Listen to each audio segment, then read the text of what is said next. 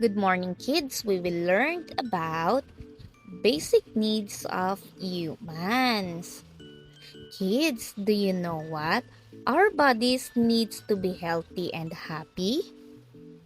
That's right. We need food, water, shelter, clothes, and air.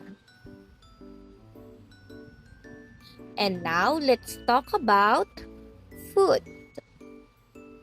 Food gives us energy and helps our bodies grow. We need to eat different types of food like meats, fruits, and vegetables. Second, water. Water is essential for our bodies. It helps us to stay dehydrated and keeps our muscles and organs working properly. We need to drink water every day to keep ourselves healthy and refreshed. Third, shelter. All human beings need a place to live, which we call a home.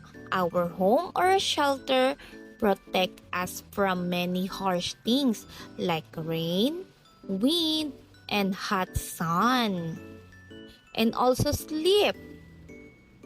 Other humans need to keep the body and mind healthy.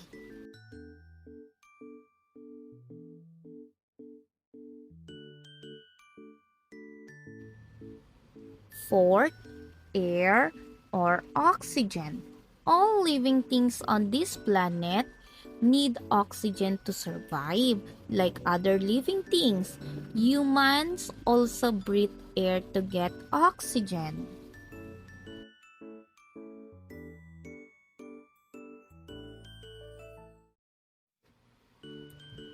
Fifth, clothes. Clothes protect us from cold, heat, wind, and rain. We wear clothes covering our also need to live a healthy lifestyle.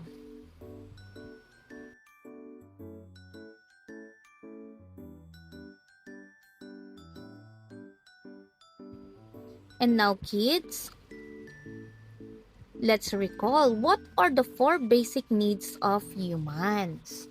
The first one is food, water, shelter, air, and clothes.